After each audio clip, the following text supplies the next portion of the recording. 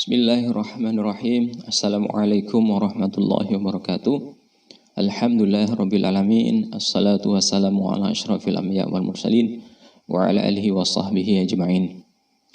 Pada pertemuan sebelumnya kita sudah sebutkan huruf-huruf bermakna seluruhnya. Meskipun nanti kalau ada huruf-huruf bermakna yang belum disebutkan di situ, ya itu ya bagian dari huruf bermakna. Tapi secara umum, secara garis besar, huruf-huruf bermakna sudah kita sebutkan di modul halaman 12 sampai 13. Nah, tinggal kita mengulang-ulang, kita mempelajari lagi dengan cara sering kita membuka Al-Quran dan kita akan ketemu dengan huruf-huruf bermakna itu. Pada pertemuan hari ini kita akan sampaikan terkait dengan kata yang disangka itu adalah huruf bermakna, akan tapi sebenarnya bukan huruf bermakna. Yang pertama adalah ma'a. Ya, ma'a itu bukan huruf bermakna tapi masuk ke unsur isim. Karena ulama lebih menjelaskan di sana ma'a adalah bagian dari isim. Ya, bisa dibentuk dengan kata majmuk menjadi kata majmuk. Jadi kata majmuk itu adalah susunan dari isim-isim. Ya, oleh sebab itu ma'a adalah bukan huruf tapi dia adalah isim. Yang kedua adalah kana.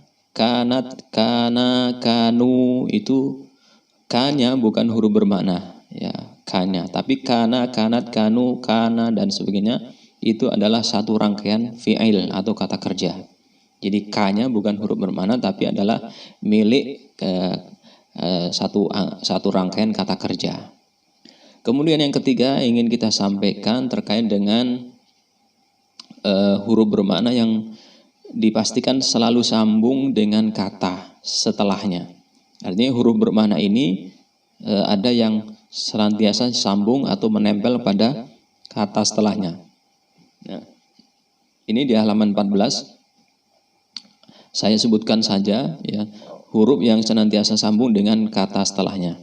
Nah, huruf-huruf yang lainnya, huruf-huruf bermakna yang lainnya bisa saja bersambung, bisa saja berdiri sendiri. Akan tapi ini adalah huruf yang senantiasa sambung dengan kata setelahnya. Apa saja? Yang pertama adalah K. Ya. K itu pasti sambung dengan kata setelahnya. K yang huruf bermakna. Sehingga ketemu dengan kana, kanu nanti akan sedikit mungkin terkecoh gitu ya. Dikira itu adalah huruf bermakna. Nah, K memang senantiasa sambung nempel dengan kata setelahnya. Kemudian B, ya B ini B senantiasa sambung dengan kata setelahnya, ya Bismillahi. Sehingga ini juga perlu ketelitian, ya B. Kemudian li, ya li atau la, ya ini senantiasa sambung dengan kata setelahnya. Misalnya lillahi, ya lahu, lahum, laka, lakum itu senantiasa sambung dengan kata setelahnya. Kemudian selanjutnya adalah fa. Fa ini juga senantiasa sambung dengan kata setelahnya. Ya. Kemudian sa yang artinya akan. Sa ini juga pasti nyambung dengan kata setelahnya. Ya. Sayaqulu sufaha'u minan nasi di awal juz 2. Di awal juz 2 ya surat Al-Baqarah ayat 142. Sayaqulu sufaha'u, sanya itu ada huruf bermakna nyambung. Ya. Nyambung ke apa? Ke fi'il. Yakulu, ya itu kata kerjanya. Kemudian ta, ya ta yang artinya sumpah ya, artinya demi, ya. Tallahi, tallahi ta, tallahi. Jadi senantiasa sambung. Nah, jadi ini huruf-huruf bermakna yang senantiasa sambung dengan kata setelahnya. Dan huruf-huruf bermakna sisanya itu bisa bersambung dan bisa berdiri sendiri. Gitu ya.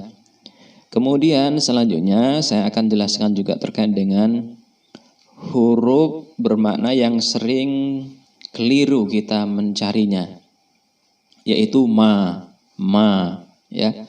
Ma yang artinya adalah bukan atau tidak, ya. Bukan atau tidak. Jadi ma yang masuk ke huruf bermakna itu yang artinya bukan atau tidak. Ya, karena ma ini bisa menjadi isim atau ma itu bisa masuk ke kata, ya kata isim. Ya. Yang maknanya adalah sesuatu atau apapun, ya. Atau bisa juga adalah ma ini masuk ke kata tanya, juga isim juga. Ya, isim juga. Jadi ma ya, apa atau siapa. Ya, apa atau siapa. Nah, ma yang huruf bermakna adalah yang artinya tidak atau bukan. Sehingga ini ma ya akan kita dapatkan di dalam Al-Qur'an banyak sekali ma, ya. Tidak semuanya ma di sana adalah huruf bermakna. Bisa jadi dia adalah isim, ya. Bisa jadi adalah isim. Bagaimana cara membedakannya? Pertama memang kita harus tahu artinya. Ma yang dimaksud di ayat tersebut maknanya tidak atau bukan atau sesuatu yang atau apapun yang atau benda yang, gitu ya. Nah, atau bisa jadi dia adalah kata tanya, ya. Siapa atau apa? Ya, apakah atau siapakah? Oleh sebab itu ada ciri-ciri tertentu yang memang ini menjadi ciri khas ma yang artinya tidak. Ya, salah satunya adalah ma yang artinya tidak itu ketika masuk ke kata kerja, ya, kata kerja yang lampau. Ya, ma masuk ke kata kerja yang lampau. Ya, artinya tidak. Ya. Kemudian ma yang artinya tidak itu juga apabila setelah ma ini ada huruf illah yang mengecualikan, huruf illah. Nah, ini dua ciri ini bisa kita lihat ya, dalam firman Allah Subhanahu wa taala, "Wa ma khalaqtul jinna wal insa illa liya'budun." Wa ma khalaqtu. Nah, ma di situ masuk ke kata kerja lampau, wa ma khalaqtu. Dan tidak aku telah ciptakan, ya, jin dan manusia illa. Nah, ada illa di sana. Jadi ma di sini artinya adalah tidak atau bukan. Ya. Meskipun ini tidak menjadi sesuatu yang baku karena kadang-kadang sudah ada illahnya juga, itu ma-nya adalah masuk ke isim, ya. Tapi ini secara umum, ya, secara umum. Nah, intinya ma ini ketika kita ingin mengetahui pasti, ya, harus memahami maknanya, ya, memahami maknanya. Dan intinya ma ini ada ma yang huruf bermakna dan ma yang isim, ya, ma yang isim. Ma yang huruf bermakna yang berarti tidak atau bukan, sedangkan ma yang isim adalah dia bermakna sesuatu atau apapun yang atau bisa kata tanya, yaitu apakah atau siapakah. Nah, nanti ada ma yang hilang alifnya atau alifnya tidak tertulis, ya. Ini menunjukkan dia adalah kata tanya karena biasanya diawali dengan huruf jar. Ya, diawali dengan huruf jar. Nanti akan kita pelajari huruf-huruf jar ini. Ya.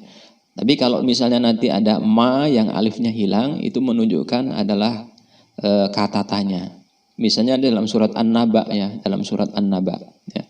Amma yatasaalun. Ini aslinya adalah amma, ya, amma panjang.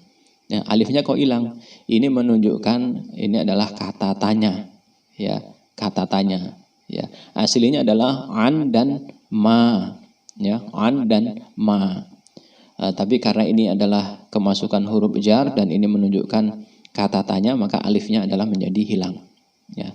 Tetap saja meskipun alifnya hilang itu ma di sana adalah isim, ya, isim, ya. Karena dia adalah kata tanya. Nah, kemudian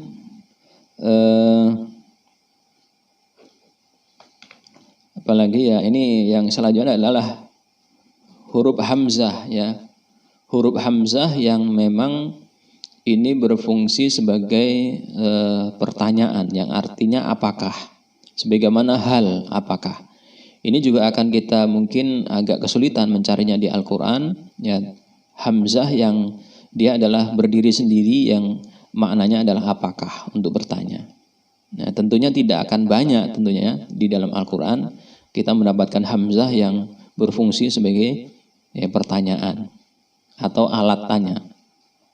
Artinya tidak semuanya ketemu hamzah itu adalah kata tanya ya, atau huruf bermakna yang fungsinya untuk bertanya. Misalnya di dalam Al-Quran ya, surat Al-Baqarah ini, surat Al-Baqarah ayat yang ke-6. Innal ladzina kafaru sawa'un 'alaihim a'andzartahum. Ya. Innal ladzina kafaru sawa'un 'alaihim a'andzartahum. Hamzahnya yang pertama itu adalah huruf bermakna ya, hamzahnya itu huruf bermakna yang fungsinya adalah untuk bertanya ya, bertanya. A'andzartahum. Apakah kalian beri peringatan kepada mereka ataupun kalian tidak beri peringatan kepada mereka, mereka tidak akan pernah beriman. Ya, tidak beriman. Jadi itu hamzah ya. Nah, ini juga harus tahu maknanya. Hamzah di situ adalah masuk kata untuk bertanya atau bukan. Kemudian huruf bermakna ta ya, ta yang artinya demi, atau ini fungsi untuk sumpah ya, demi untuk sumpah. Ini di dalam Al-Quran ta yang huruf bermakna ini hanya ada di 9 tempat saja ya. Jadi tidak semuanya ta itu huruf bermakna ya. Ya bisa jadi huruf bermakna maksudnya huruf ta ini hanya 9 tempat di dalam Al-Quran. Tidak semuanya ta yang kita dapatkan dalam Al-Quran adalah huruf bermakna. Di mana 9 tempat itu adalah di surat pertama, adalah di surat Yusuf.